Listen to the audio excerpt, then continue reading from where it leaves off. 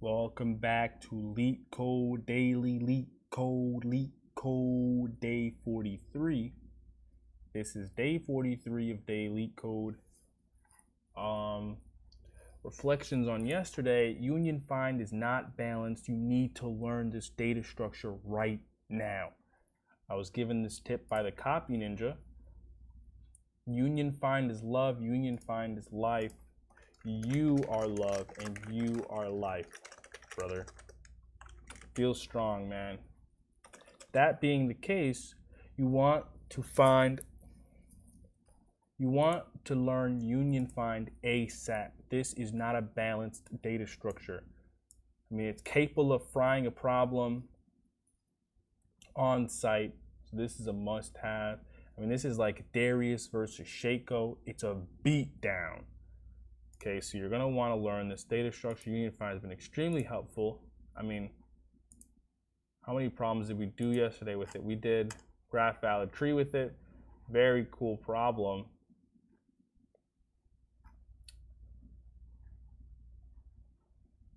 Right, and we also were able to solve number of connected components, which almost directly maps to union find. And then we actually have one more problem. Actually, a few more. We have 4 more to solve. Earliest moment when everyone became friends. So this is the problem we're going to do today, right? We're going to have an hour and 30 minutes on the clock, but just reflections. I mean, let's be honest.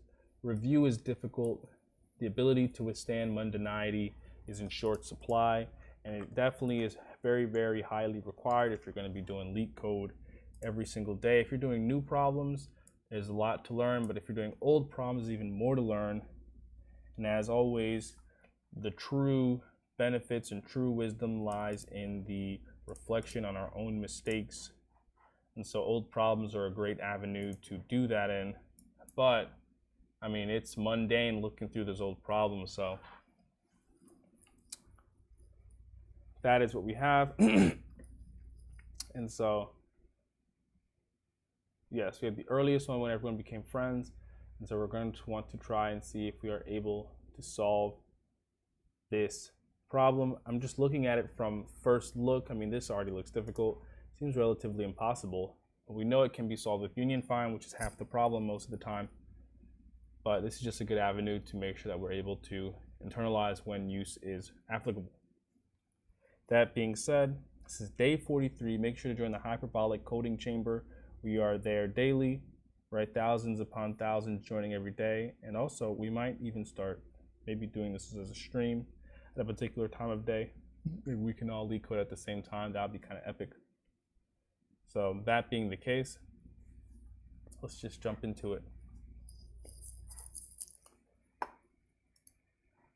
So there are n people in a social group labeled from 0 to n-1. They're given an array logs where log sub I is equal to timestamp xi, yi indicates that xi and yi will be friends at that timestamp I. Friendship is symmetric, means if A is friends with B and then B is friends with A, also person A is acquainted with person B. So if A is friends with B, then B is friends with A. So we have undirected graph is what they're telling us. Also, person A is acquainted with a person B if A is friends with B. Person A is acquainted with person B if A is friends with B, or A is a friend of someone acquainted with B. So indirect connections count. Return the earliest time for which every person became acquainted with every other person. If there is no such earliest time, return -1. So this is an interesting problem because we'll have a timestamp with 0, 1 and all these connections. So basically we're going to want to return the earliest time, right?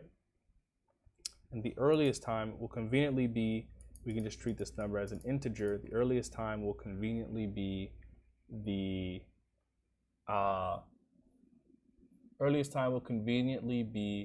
lowest string. So I think there's a reason they ordered this string like this, right? 0101 is actually less than 0104, and so on and so forth. And so I think what we can do occurs at timestamp after 0 and 1 become friends, we have the following friendships groups. 0, 1. Okay, so we have a long problem statement here. In the time when everyone became acquainted was 3, right?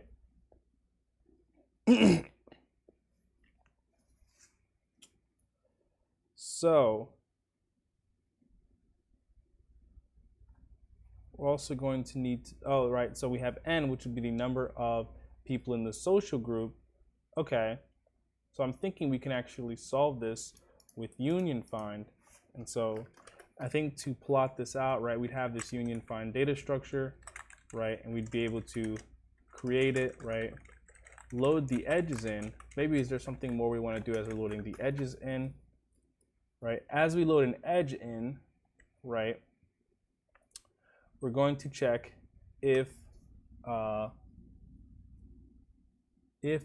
we can add a method, right, a union data structure, right, with is all, right, if they're all connected. So say is all connected. Now if they're all connected, right, then we'll return true, right? And what we're going to want to do is as we're loading the edges in, right, we can do is iterate over edges, which will be the logs. So iterate over logs, right? Load edge in, and then we'll say, actually we're going to want to do this first. We'll say if uf.isAllConnected, right, then what we're going to want to do is say if uf is all connected, right, then we're going to say earliest is equal to the math.min of earliest, right, and timestamp sub I, right? And then afterwards we'll load another edge in. And then afterwards we can return earliest. So let's see if this makes sense. We'll have 0, right? So we'll create our union data structure, iterate over logs, right? And we'll say, are we all connected? No. We're going to load the edge 2 and 0 in, so we have a connection between 2 and 0, right? Are we all connected? No. And we're going to load edge between 0 and 1, right?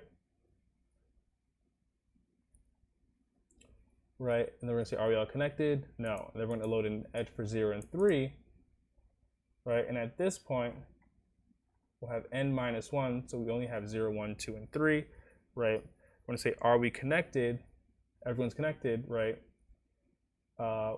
0, 1, so edge between 0 and 2, that was random. Edge between 0 and 2, 0 and 1, right, and 0 and 3, right? And right, so now they would actually all be connected here, right? And we would be connected here, right, and here, but we're taking the math.min, and so we'd return 3. And so in this case, we have 5 total vertices. We have an edge between 0 and 1, 3 and 4, right, 2 and 3, 1 and 5, 2 and 4, right? And the first time we all connect, right, would be this one right here, which would be the smallest number so far. So I think this does work with union find. So we'd implement a class called quick union, right? And it would have 2 properties, right? Root, which would be the array of root nodes, right? We have rank, which would be allow us to implement the rank of the union with rank optimization. Then we would have a constructor, which would take a number of vertices, right? And then we'd load up our roots, right? And so usually to load up our roots, right, our indexes themselves are going to be the vertices for which exist in the array, and their parent node is going to be set to itself in the beginning. So I is less than num vertices, I plus plus, and what we're going to do is say root this.root specifically .push I. And so the index and the value at the index will be the same, which will make every node, every vertice its own root node.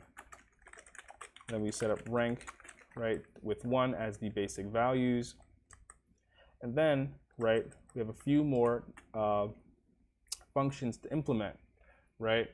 And so we're going to want to implement the find function, which is going to take a component named x, right, and return the root node for it, right? So we're going to let temp equal x, right, and we'll know that temp equals x, right,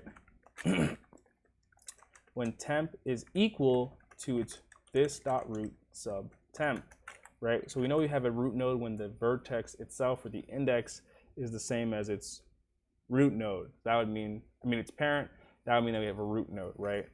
And so if this is not the case, then we want to set temp equal to this.root sub temp, and then we'll return x. Then we're going to want to have the union, right, which is going to take a component x and a component y. We're not going to return anything. And we're first going to get the root of x. We're going to say this.find the root for component x. We'll duplicate this, and then for component, we're also going to want to get component y. And then only if these roots are different do we actually want to perform a union, right? But here's where we're actually going to use the union with rank optimization. So we want to attach a, given the two roots, right, we want to take the tree that is smaller and attach it to the tree that is larger.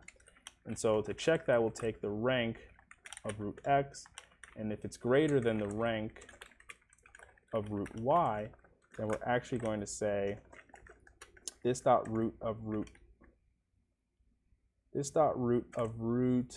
So if root x, if the rank of root x is greater than the rank of root y,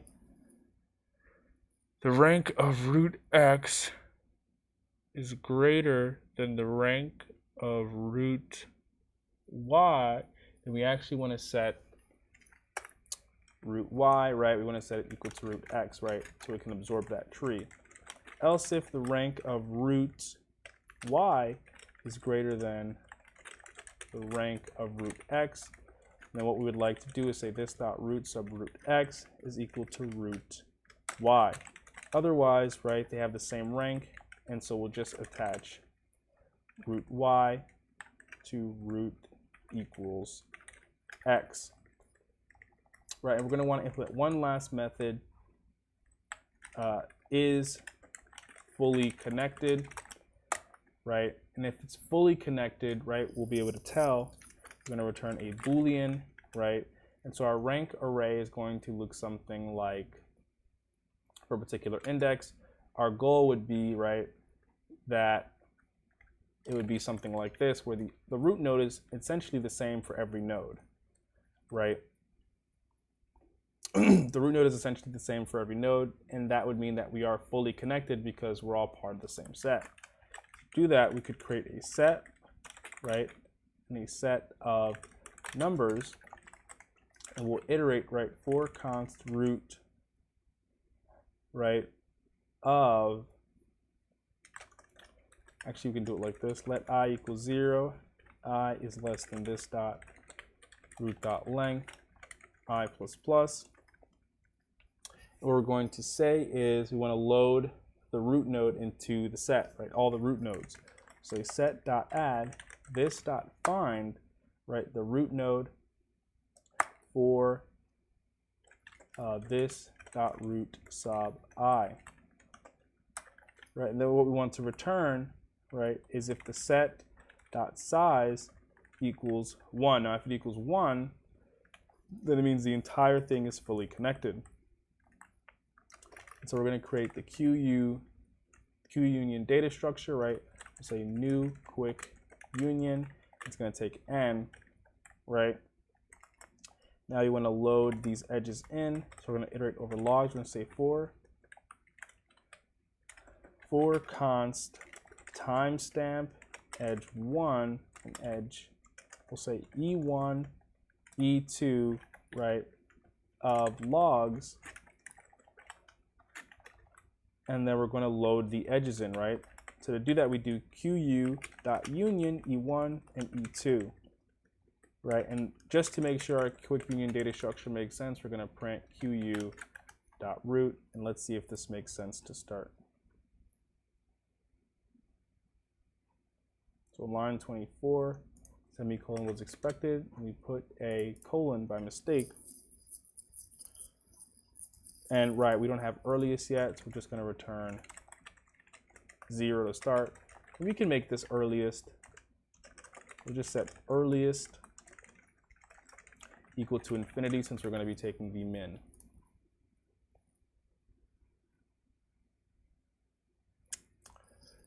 Right, and so what we see here is that our quick union, right, 4, right, in index 4, 0, 1, 2, 3, 4, right, and 2 actually lines up to 0, 1, 2. So we can see that we're actually all connected here. And so this is perfect. So if we print qu.root, right, and qu.is fully connected, we should get true. Oh, we're getting false.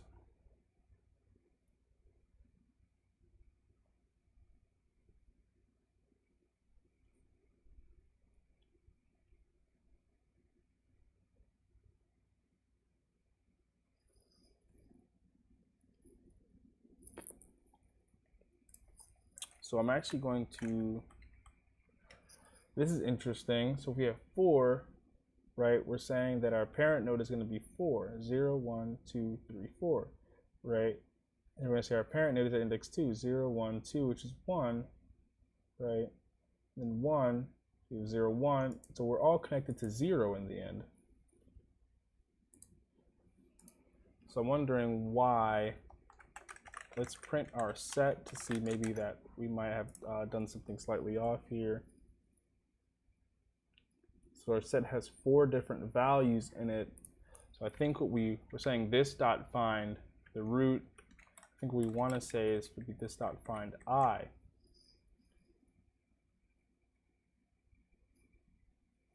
Find the root for every node.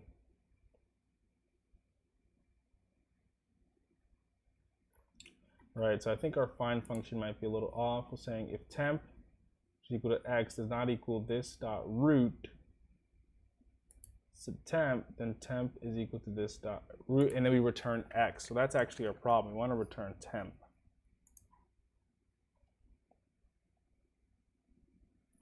So now we do return true. This is perfect.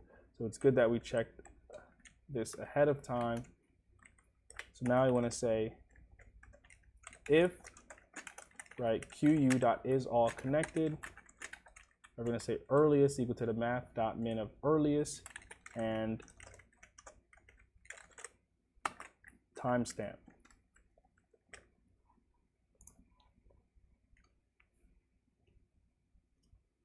Oh, we said is all connected, and we really called it was is fully connected.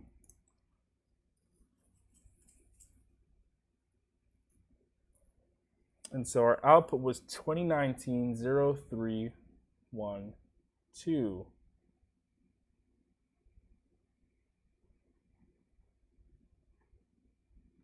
All right, and our set size would actually be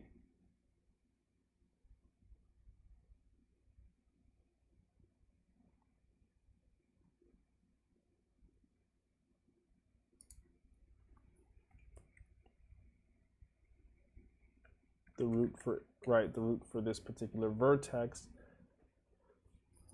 And so I think the issue is that we're returning 312 as our minimum when they're all connected. And I think what we want to do is maybe do it in this order.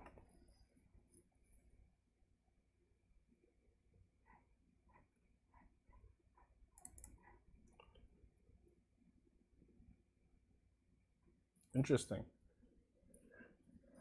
So our output here is actually 0.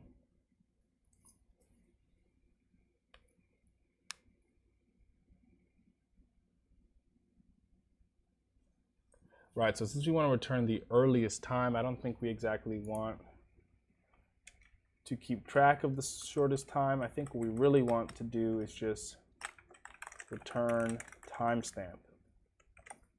If we make it out here, right, if there was no earliest time, what did they say they'd like us to return?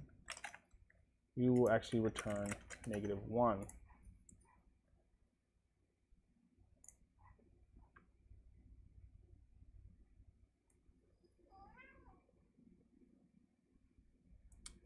So the number of nodes we actually have is 4, 0, 1, 2, 3.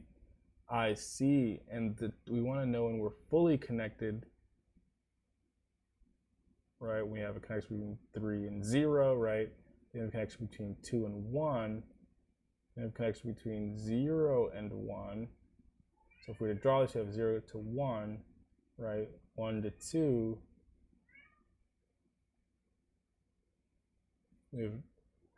So we have 0 to 3,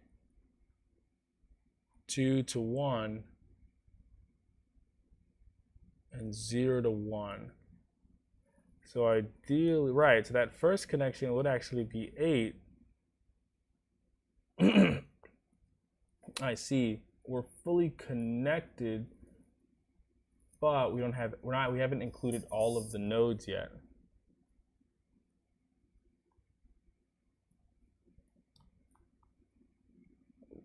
No, we have included it. 0, 1, 2. They want us to return 2, which means this is when. So let's reread the problem. N people in the social group, you're given an array logs where log supply time indicates that x, I, and y will be friends at that timestamp. Friendship is symmetric. It means if A is friends with B, then B is friends with A. Also, person A is acquainted with a person B if A is friends with B, or A is friend of someone acquainted with B. So in the earliest time for which every person became acquainted with every other person. Became acquainted. So we're saying for this example, right, we have 3 to 0, right, and 2 to 1, and then we have 0 to 1, which would mean that everyone is connected or fully acquainted. Then we have a connection from 3 to 2.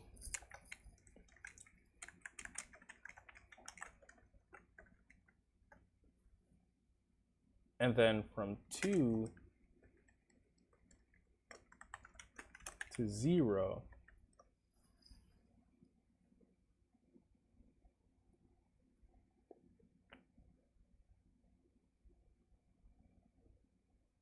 So why is that number? This number would actually be 8. This is when everyone is first fully connected. We actually want to return 2 here, so it's actually unclear.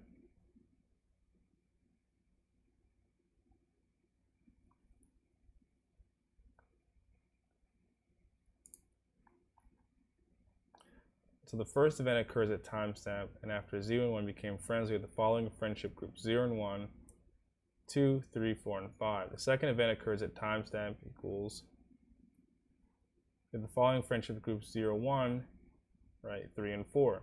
Third event occurs at 2 and 3, 2, 3, 4, 0, 1, and 5. 1 and 5 become friends. We have 0, 1, 5. 2 and 4 are already friends. Nothing happens. 0 and 3 become friends. That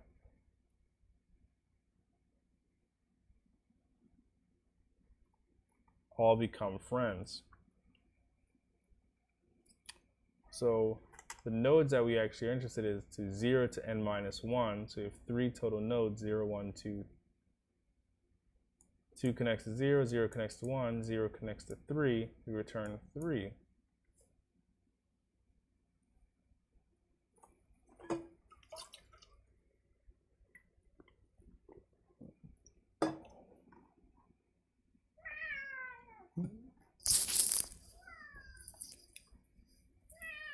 So that is interesting. I wonder why that is happening. The case where we're failing is 9, 3. At timestamp 9, we have a connection between 3 and 0. At timestamp 0, the connection between... Oh, I think I see what's happening.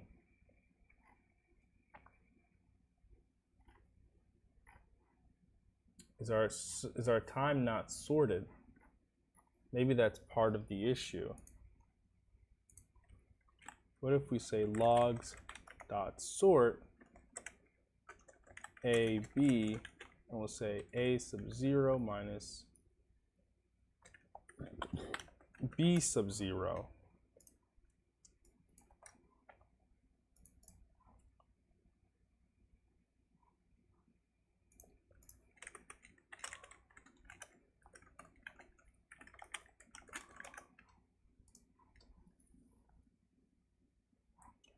Still works. Let's look if we submit it. Ah, I see. So that was okay. So we assumed that our logs input would be sorted by time, and it was not. So we have to sort that time, and our intuition was correct on the full connection. Looks like the only solution is disjoint set. And they have the sort. They create the union find. You merge groups along the way, and if group count equals 1, so this is another way, right? Group count, number of groups. Whenever we do a union, right, we merge groups, so that's another way to do with the count.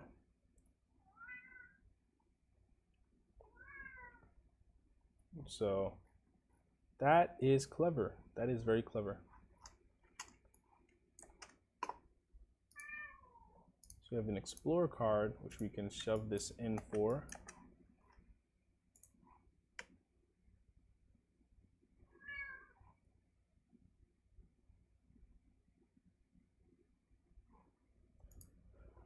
So the next problem, which would be smallest string with swaps, you are given a string S and an array of pairs of indices in the string pairs, where pair sub I is equal to A, comma B, which is a tuple, indicates two indices, 0 indexed of the string. You can swap the characters at any pair of indices. You can swap the characters at any pair of indices in the given pairs any number of times. Turn the lexicographically smallest string that S can be changed to after using the swaps. Let's map this problem statement to our example. Given a string S and an array of pairs, right? Where these pairs indicate two indices of a string, 0 to 3 and 1 and 2. You can swap the characters at any pair of indices in the given pairs any number of times. You want to return the lexicographically smallest string that S can be changed to. So we have dcab. The pairs that we can change are 0 and A. Well, 0, 1, 2, 3. So D and B, right, and C and A. So if we swap 0 and 3, we get bcad, and if we swap 1 and 2, we get back D. Our output is back D, which would be the lexicographically smallest string. So what does lexicographically smallest string mean? We have dcab, we have pairs. We swap 0 and 3, we have bcad. Swap 0 and 2, we have acbd, and we swap 1 and 2, we have abcd.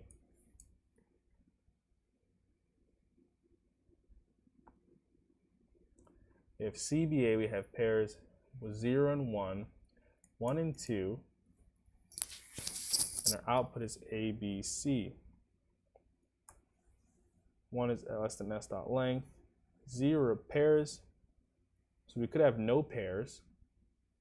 So if we have no pairs,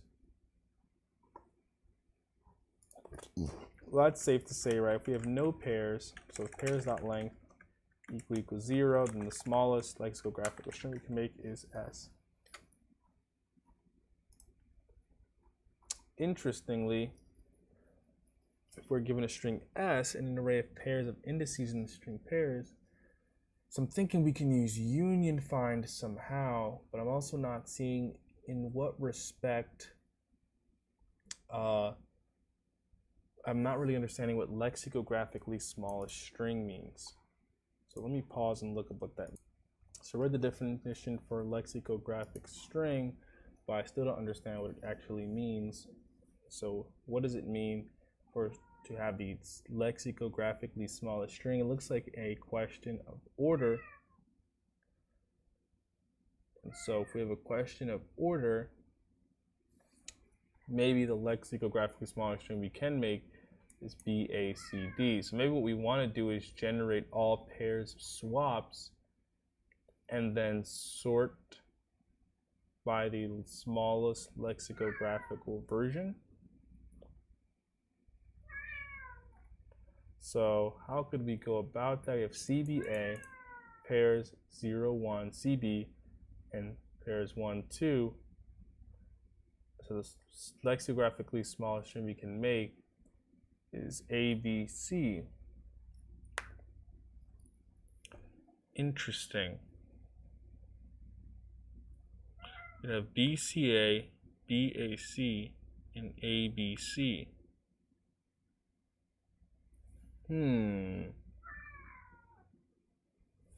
How could we get the lexicographic? I wish I understood more what lexicographic meant. Think of it as a graph problem. Consider the pairs as connected nodes in the graph. What can you do with connected? So even if they're giving me hints, I just don't understand what they mean by a lexicographically smallest string. It's the string with the order closest to sorting.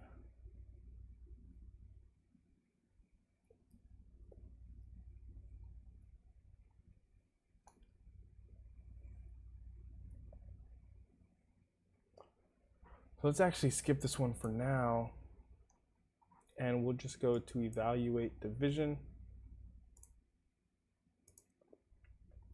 And let's try this.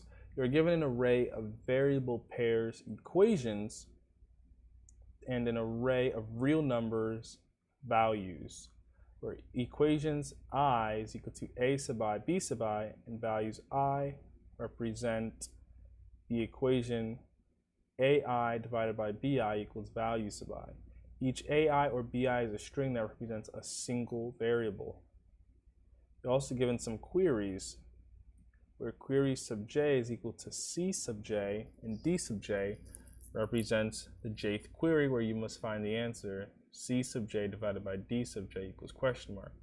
Turn the answers to all queries. If a single answer cannot be determined, return negative 1.0. Note the input is always valid. You may assume that evaluating the queries will not result in division by 0 and that there is no contradiction. So let's map this problem statement to an example. We have equations, right? An array of real numbers, right?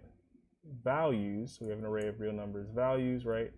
Where equations sub I is equal to AI, BI, and values sub I represent the equation AI divided by BI equals, so they're saying A divided by B equals 2.0, which makes sense. And they're saying in the second index, B divided by C gives us 3.0.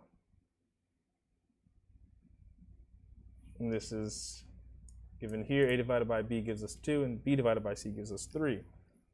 Then we're given some queries where C sub j and D sub j represents the jth query. You must find the answer for C sub j divided by D sub j. So we want to return the answers to all queries. So we have A divided by C, what does that equal? B divided by C, what does that equal? A divided by E, A divided by A, and X divided by X. Interesting. So A divided by C gives us 6. Then B divided by A gives us 0.5.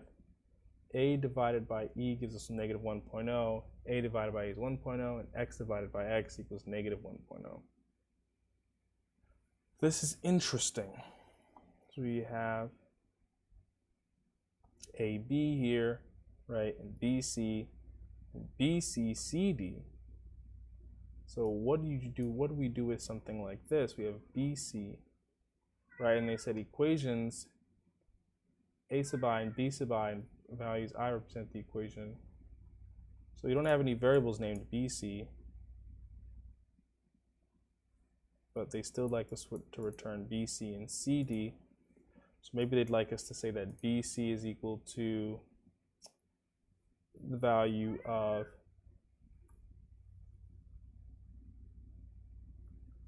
so we have two string values as well. So this is interesting.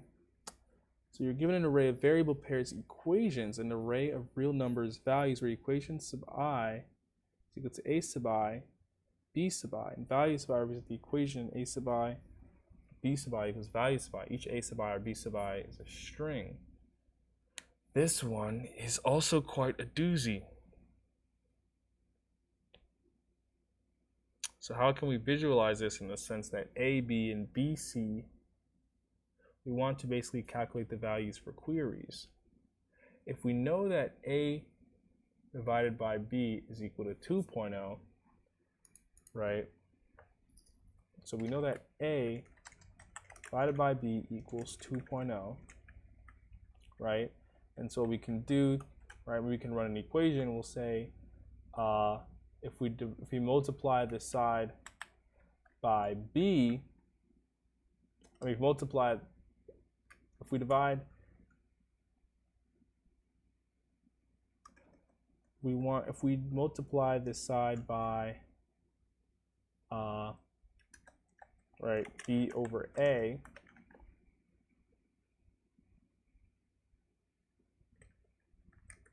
we haven't done algebra in a long time. A divided by b, I think you'd multiply a divided by b by the reciprocal.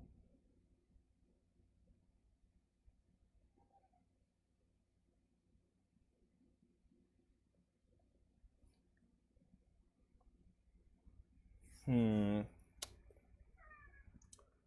we'd have a, so a divided by a equal to 1.0, a divided by e, x divided by x. These are our values. How could you use union find for this? What if we visualize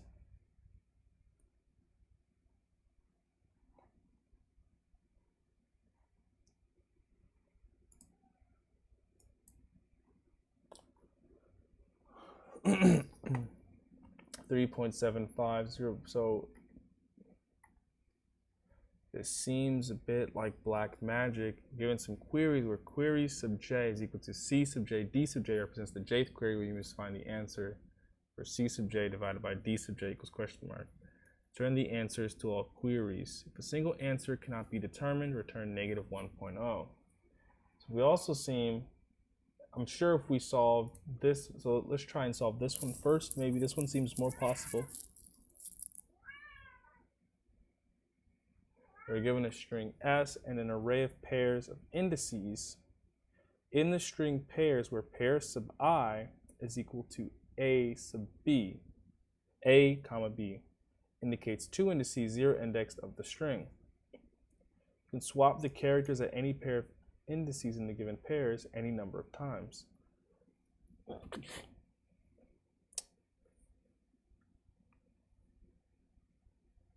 Turn a lexicographically smaller string that can be changed to after using the swaps.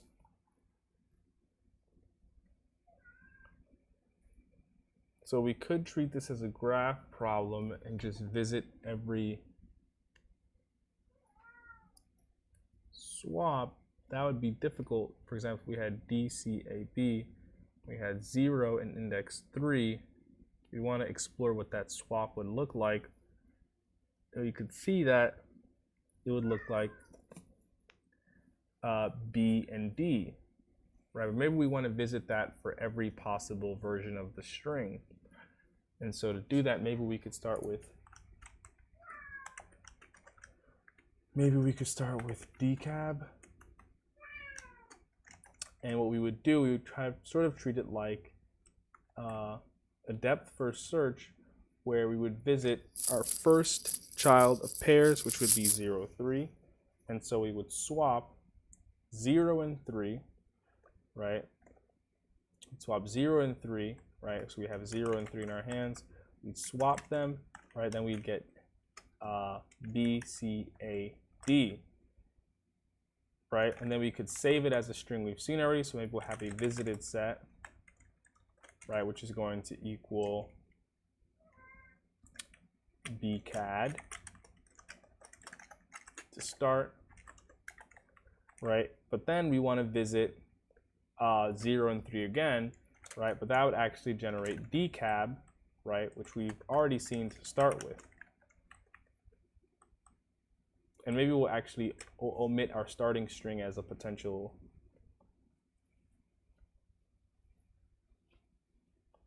If we omit our starting string, then we'd, right? If we omit our starting string, right? Or maybe we'll start one for each. Then we can combine them, so we have dcab, right?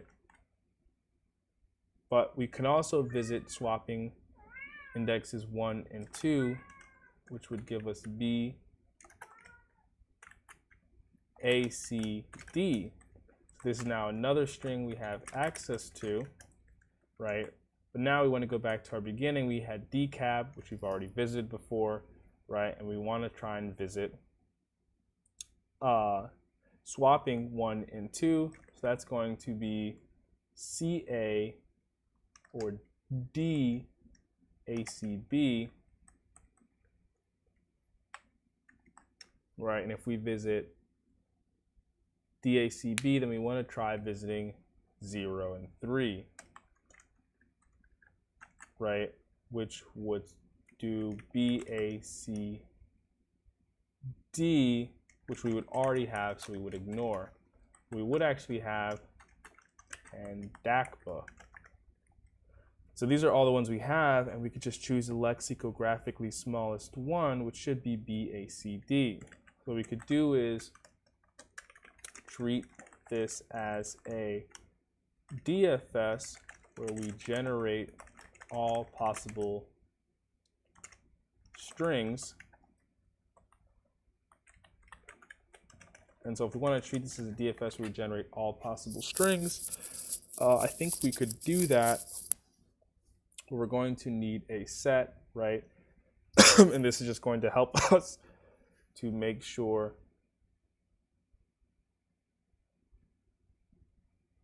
that we don't revisit too many nodes. And so to do that, right, we're going to need an array, which we can set here. We'll just call this options, right? And actually, it actually is going to be a visited set, right? It's going to be a new set of type string, right? And then we're going to start with dcab, right? And so maybe we'll call this DFS, right? We'll give it our starting string, right? We'll pass in visited. We'll give it s, which is our starting string, and we'll give it pairs, right? And then we can kind of think about what this could do. This visited set, right? We'll take a set, which would be type number. Then it would take a string, and it would also be pairs, right? Which would be a matrix of numbers. Matrix of numbers. And then from here, right, we want to do this depth first search, right? And to start, right, we're going to want to say, right, if visited, right, has not seen this string before, which is going to be s, right, then we want to do visited dot add s. Now we've seen this string before, right? And so what we want to do, it'll actually be easier if we treat this as an array. It's actually easier if we treat this as an array of strings. And what we can do when we do the DFS, it's just going to make our swap simpler.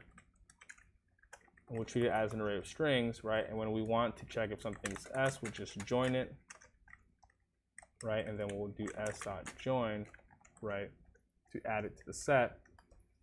So now I have the set and we want to swap, right? So we're going to need a swap function, right? It's going to take swap, it's going to take s as a string, and it's going to take a pair, right? And it's just going to be an array of numbers, right? And it's going to return a string array. I'm going to say const copy equals copy the string, right? We're going to say const temp is going to be equal to copy sub pair sub 0, right? And then copy sub pair sub 1 is going to get the value. Copy sub pair sub 0 is going to get the value of copy sub pair sub 1, right? And then copy sub pair sub 1 is going to get the value of temp, and then we'll return temp. So we have some things in place, and let's just make sure our swap function makes sense to start. So we'll comment this out, and we'll also comment out this. We're just going to say console log dot swap. Right, we're going to swap cat, right, with the pair 0 and 2. And then we're just going to return an empty string. This is going to return false, but we just want to do a test here. So we have line 6 type string.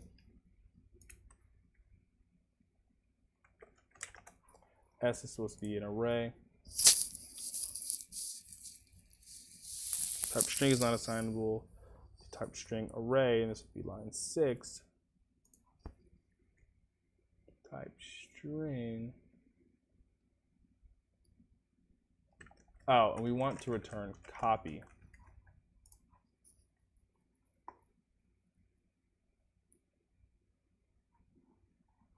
Right, so our swap function is working. It's taking TAC and it's swapping it. So this is good. So now we can uncomment out our DFS, right? And we're going to have dcab to start, and we're going to have some pairs, right?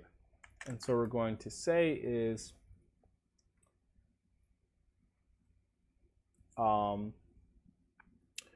we want to generate all the pairs that we can starting at a particular pair. So if we start at dcab, right, we'd like to generate all possible versions of that, right? And to do that, we could do for const pair of pairs. For const pair of pairs, we could call DFS visited S, right, and pair.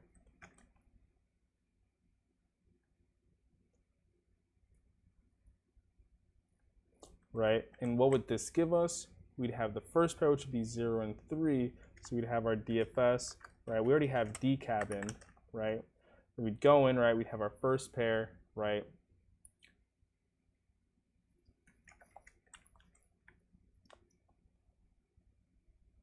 And so what we'd actually do is we'd actually say this would be the swap of S and pair.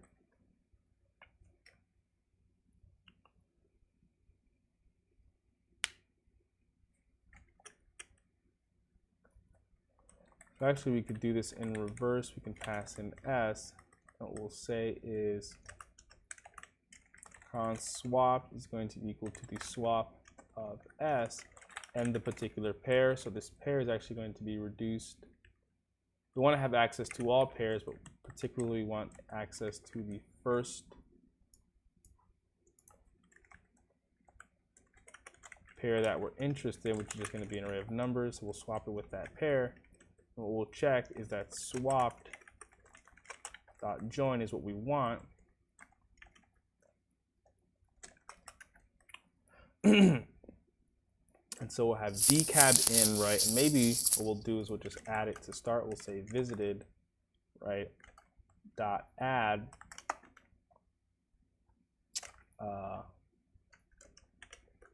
S, and we'll pass it in with the first pair to start. So now I have access to the first pair, and we'll have dcab already in, and we're going to say for const pair of pairs. Now we're going to do DFS of viz. We're going to swap S with 0 and 3. This is going to give us dcad, right? And we want to We haven't seen that before in the visited, so we're going to add it to visited, right? And then, right, what we're going to do is we're going to say the DFS visited, right, with swapped and the first pair. But when we get into the first pair, we're going to swap it back to dcab. We've already visited it, so there's nothing new there, but we're going to want to visit 1 and 2. So we're going to swap 1 and 2, right? We're going to have B, A, C, D, right? And then we're going to do DFS for each, right? So we're going to want to swap 0 and 3, right? And we're going to have DACBA. And since we're going to have DACBA, we're going to want to do a DFS on that. And then we're going to swap it with 0 and 3 again. We're going to have BACDA, which we've seen already. And we're going to swap 1 and 2. We're going to have DCAB, which we also already have already. So we're going to go backtrack, backtrack, backtrack, and then we should have all of the pairs that we're interested in. So let's actually print visited to see what is created.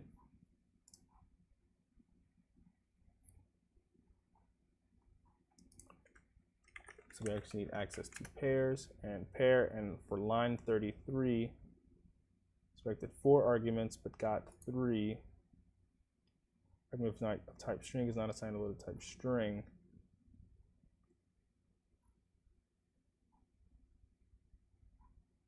Oops. And to add, we'll actually add S. Cannot find pair. Did you? Oh, we mean pairs sub 0.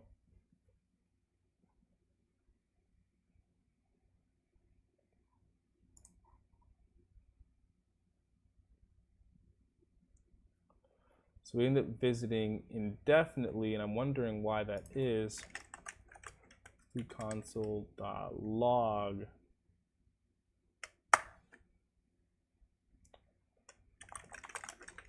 Visited just to see what we're working with.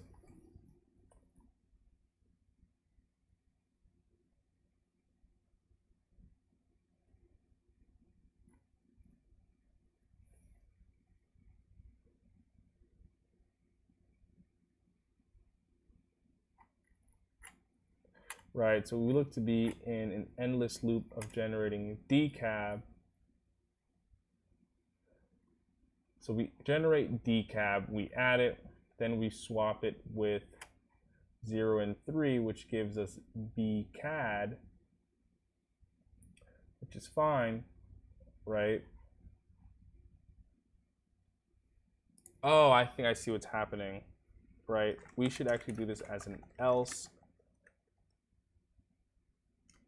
Right, if we haven't seen it before, basically, let's change this.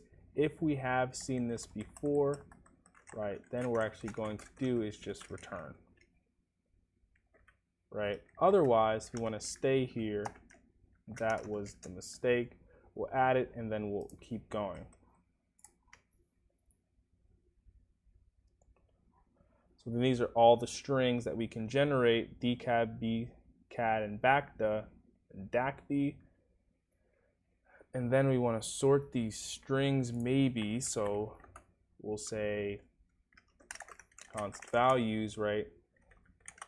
We'll spread our set into a map and we'll sort it. Say AB, A is less than B, and see what we get.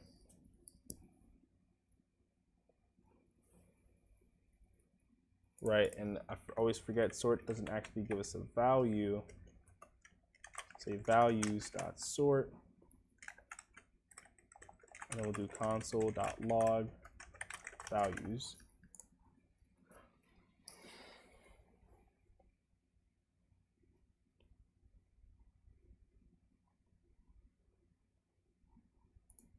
So 38, left-hand side of an arithmetic operation must be of type any.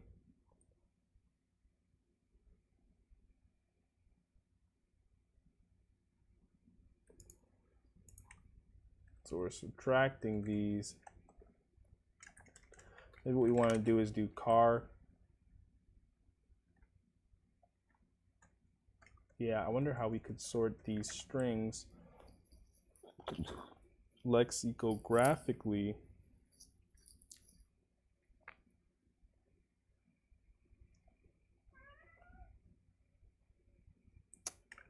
We had 4 strings, right?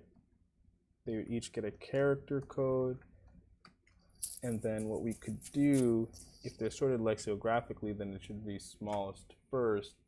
So we'd have 23, 42, 44, 123. And if we divided those,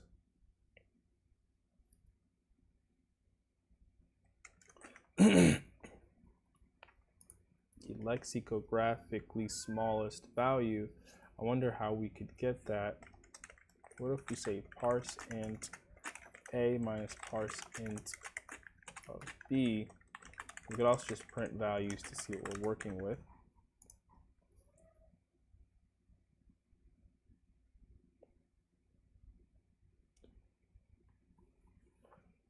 So even if we print the sort, what we end up with is exactly what we started with. So the lexicographic part is what we're stuck with.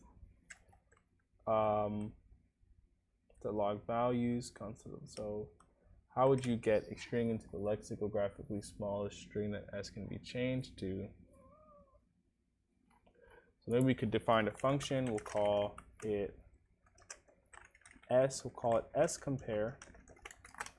And what we'll do, say s1, which is to be a string, and s2, which will be a string, and we'll return a Boolean. At first, we'll say if s1.length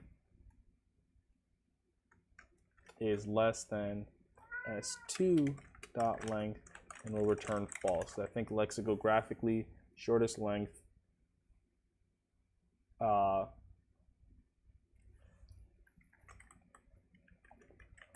we'll call it lexico smaller, right? If s1 is less than s2, then I think that's actually good. Say else if s2.length is greater than s1.length, return false. Otherwise, they must be the same length. If that's the case, then what we'll say is for let I is equal to s1. For I is equal to 0, right? I is less than s1.length. I plus plus instead of the same length. And we'll say if s1 sub I is greater than s, and we'll just do car code at 0. All right, so if s1 sub I is greater than car code at 0 for s2, we'll actually return false. If we make it all the way here, right, we'll actually return true. And then we'll order it by the value of lexico smaller a comma b, and then we'll print values to see what we get.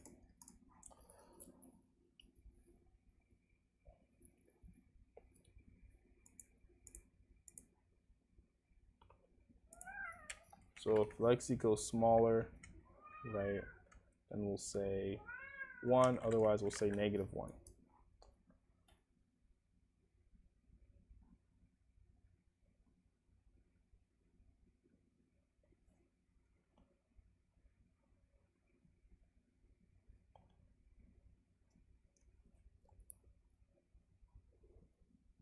So we actually want us to return a value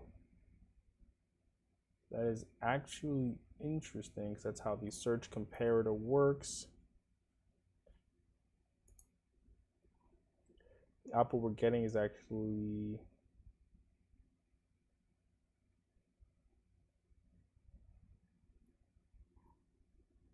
the solution that they want is backed. So what if we actually set this to, if it's lexico small, we'll say 0, otherwise it's -1.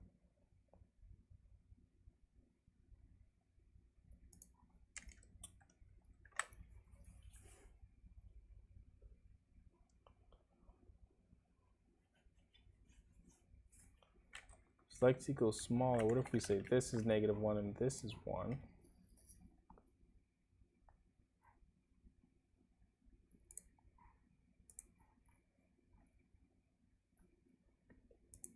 So we actually just do a bubble sort here instead. And we'll just say values, right? And we'll just say let I is equal to 0, I is less than values dot length, I plus plus, and we could definitely swap this for a faster sort. We're just going to say if lexico smaller, right, values sub I and values sub m, right, then we want to swap, so we'll say constant equals value sub I. So we're holding on to value sub I, we want to replace it with value sub m. We'll say value sub m is equal to temp.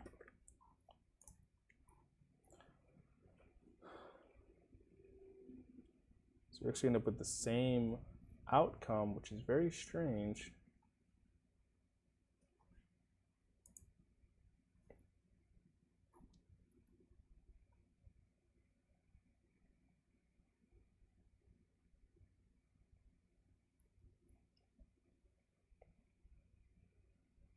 It's very strange.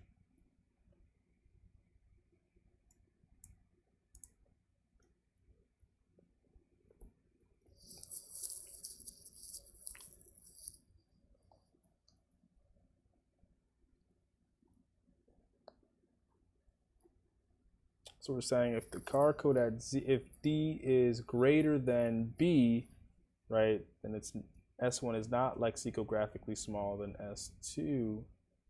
We'd return false because we want to swap.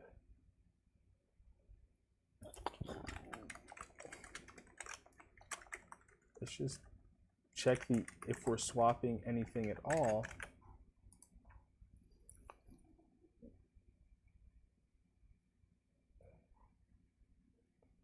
Swapping 0 and 0, 1. So for some reason we only swap when the values are the same, which is strange.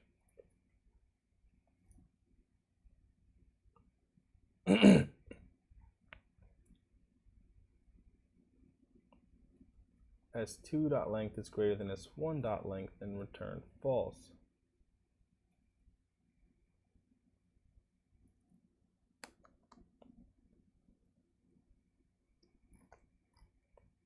I think what we can check is just something smaller. We'll just say, is lexico smaller? Is dcab lexically smaller than bcad? The answer should be false. Okay, now if we change this to a cab, then it should be, so if we change this to a, change this one to a as well, and then we just have D at the end, we should get true. So this does work, but we only seem to swap when the values are exactly the same.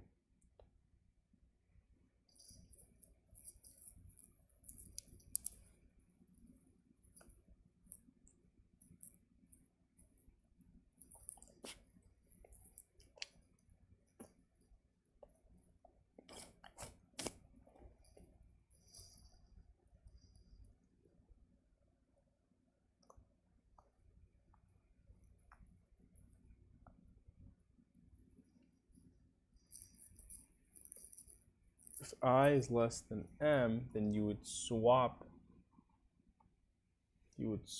them.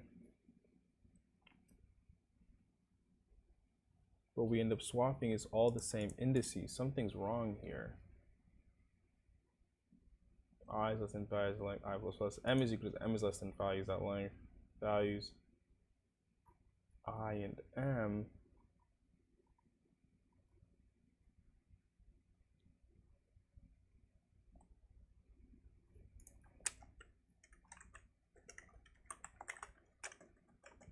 Let's try. So it looks like we're basically here at the solution, but we just stuck on this lexicographically smaller thing.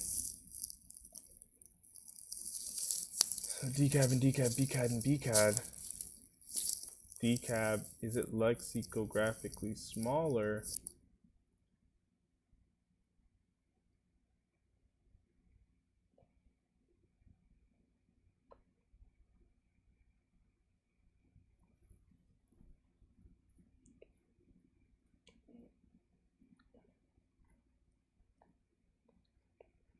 So if I check if decab is lexically graphic smaller than bcad, I should get true, which means we should be running on this index. We actually get false. So is decab than bcad? No.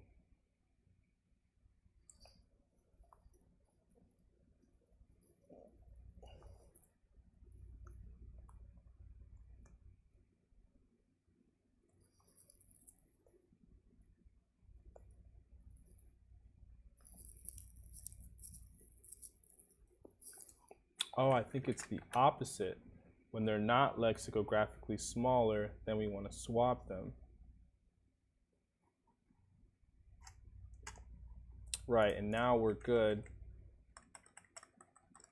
We'd want to return values sub 0.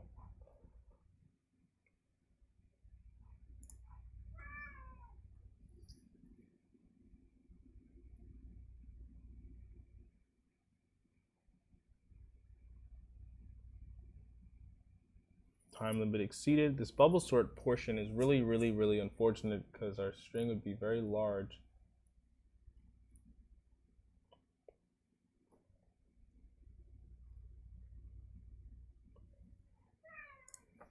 So I actually wonder if we print it out, we'll print values, right, and rerun it with this input.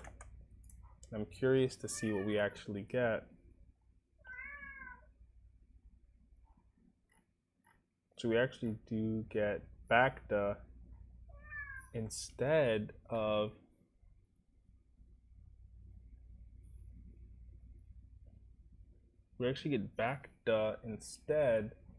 of ABCD. I wonder if ABCD is not in here. We have ABDC, ADBC, ACBD,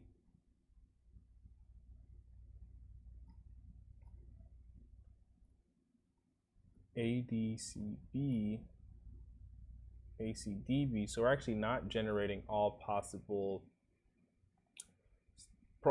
versions, and I think this is mostly because we're going to want to do const pair of pairs, right, and start from every possible pair with that particular pair included as a start. And here we actually end up returning bacta, and we actually don't generate any new strings. We have ACDB, ADCB. So that is interesting. We start with a visited string.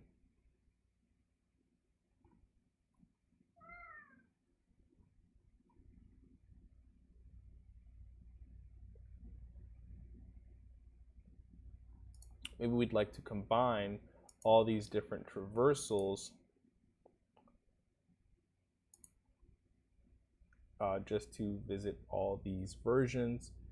And we're actually starting visited with S, so we actually don't end up creating more strings this way.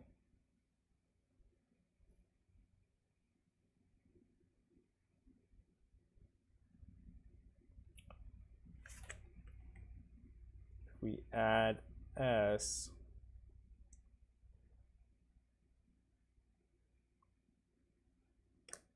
if we don't add S to start, I think we'll still actually end.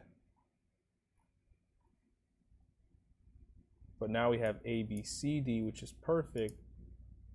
Or maybe we always, no, I don't know if we had 24. I think we always had ABCD. Let's check.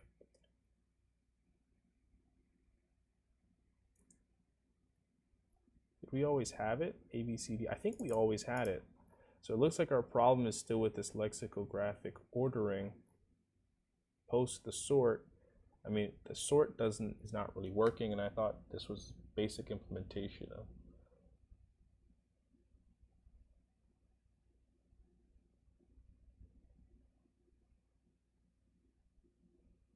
So if value sub I is not lexicographically smaller than M, so you want to swap it,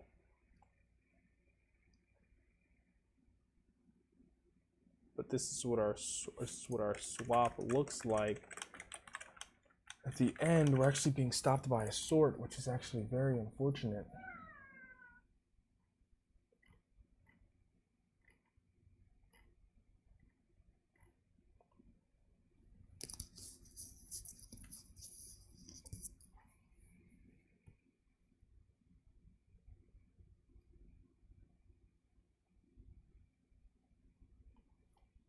And I thought this was how, let me just look at bubble sort really quick. Okay, now I'm seeing why this doesn't work. Our bubble sort is actually completely wrong. It should be M and M plus 1. We're using I and M. Our answer is still incorrect. But it should be, let me check once again. So I'm seeing, I think I'm seeing exactly why our bubble sort is not working. And it's because we're still using I and M when we should be using M, right? And we're keeping M, then we want to give M plus 1 this value, right? So we save M, replace with M plus 1, and leave M plus 1 temps value. I think we should be good now.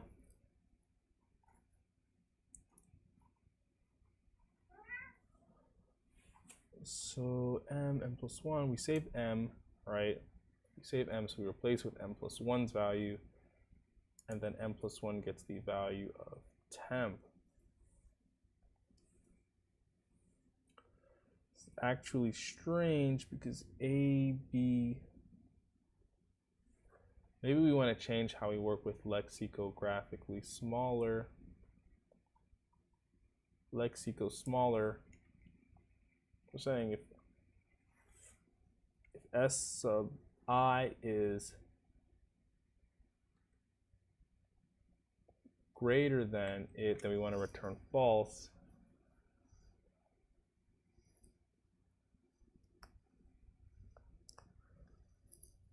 We want to return false.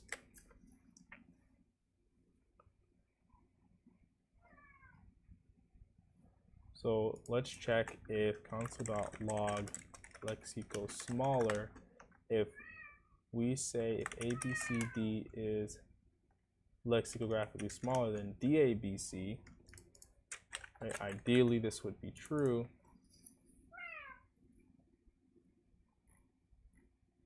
And it's false.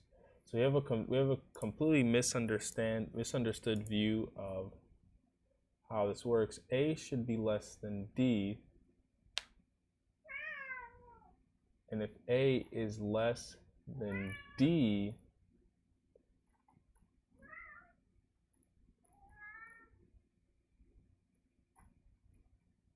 so if A is less than D, then we actually want to return true. And if it's greater than or equal to, will be fine, and then at the end here, we can return false.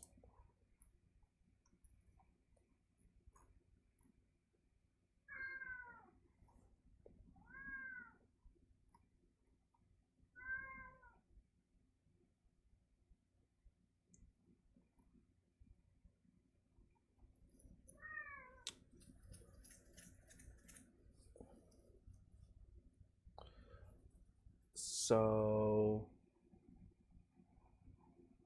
is this lexicographically smaller? Okay, well now how about D cab and B cab?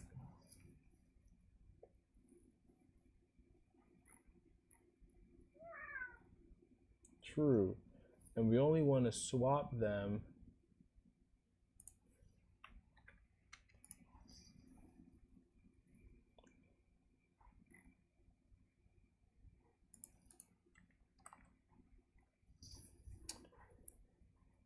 So I'm just going to look up how to sort lexicograph. So apparently you can just call dot sort. So if we remove this entire thing and just do values dot sort, apparently it should happen automatically. So that is a little bit concerning that we can't implement the lexicographical search by hand. And so it looks like for this particular string,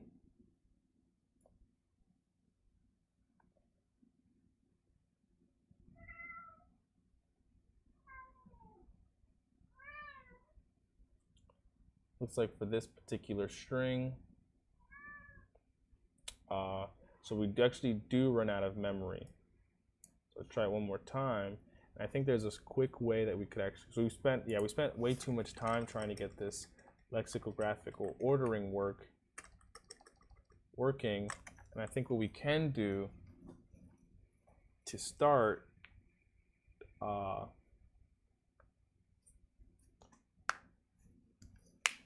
is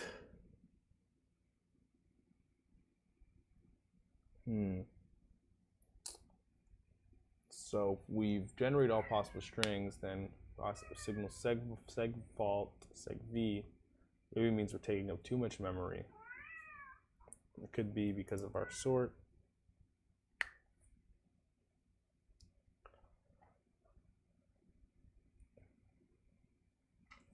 So how could we speed this up?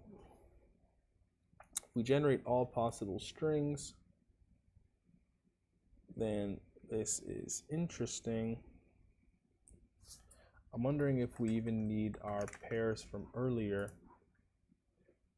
We actually just have to pass in pairs sub 0 if we still generate all pairs.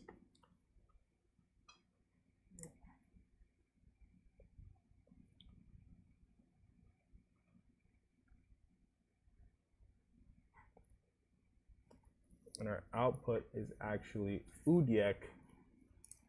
And so let's actually check if that is even one we generated. My gut says it's actually not one we generated. And if it's not, then we actually might need what we said earlier, which is the thing that would allow us to generate some extra strings.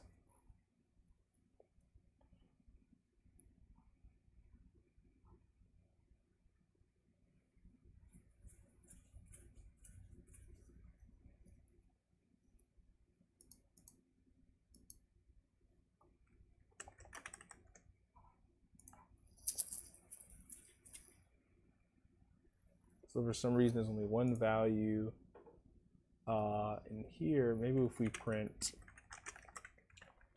visited, we'll see everything we generated, but we're actually not seeing everything we generated for some reason. Oh yeah, well, if we're adding s, we're actually not going to generate any strings.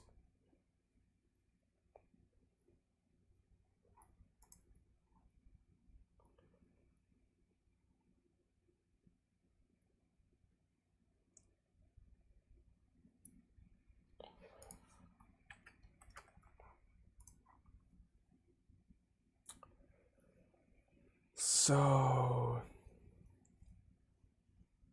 maybe we could optimize this by taking the smallest version of our string to start, right? And we'll want to start with the pair that allows us to switch into this value. So smallest lexicographical string, right, would be probably be the string that starts with, answer here is udiek, right? And I guess I thought the answer might be one that starts with E, but if we check 0, 1, 2, 3, 4, is there any way, we want to know if there's any way to get a string to a particular index.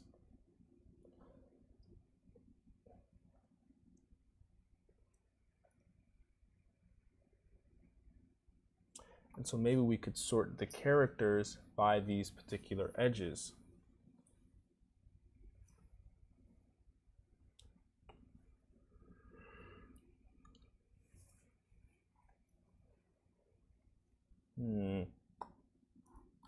Yeah, this one is a tough one. They haven't considered the pairs are connected nodes in the graph. What can you do with a connected component of indices? You can sort each component alone to get the lexicographically minimum string. That's actually what we were saying. We can sort each connected component alone.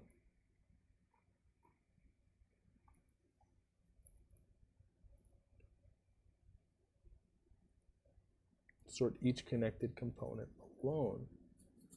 How could we do that? Each connected component alone. So we want to sort components. It's not something we currently have the capabilities to do. We want to sort each component. We want to sort each component. What do we mean by that?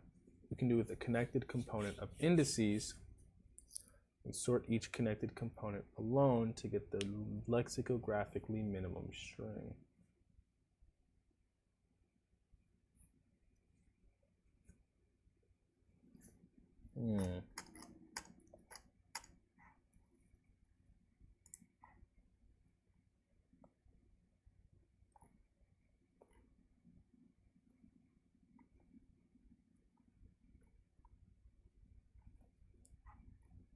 You can actually remove lex equals smaller.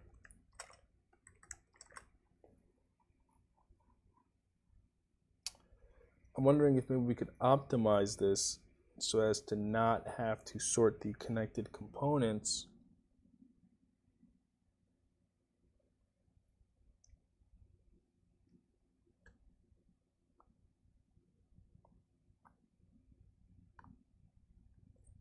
solution here is udiak, but E is actually the smallest component, and there actually are a few strings that start with E, but it's still not lexicographically smaller, which is interesting. I wonder why that is. Because E would be less than U.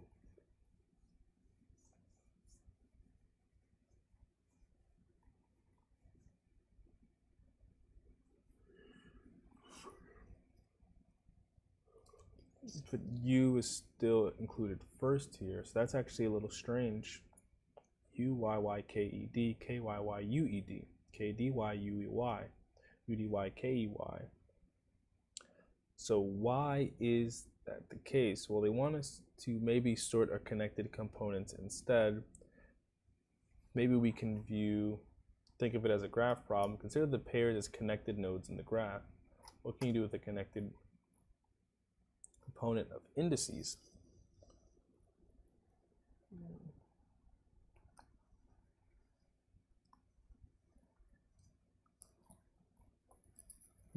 Connected component of indices. Interesting.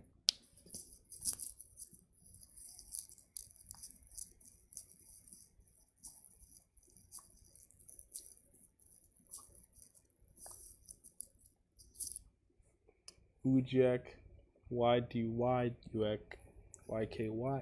So yeah, this one's a tough one. We're able to generate all possible strings. I think sorting it as connected components is probably not going to happen for this attempt. Maybe we can optimize this. How can we optimize this?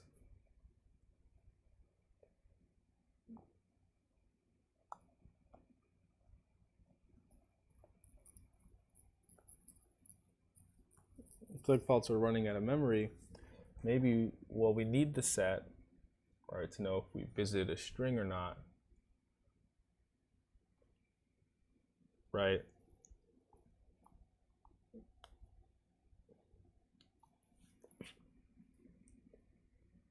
But maybe also passing around pairs every single time, const pair of pairs. You want to do a visit. Would it take less space if we did this depth first search iteratively? Maybe.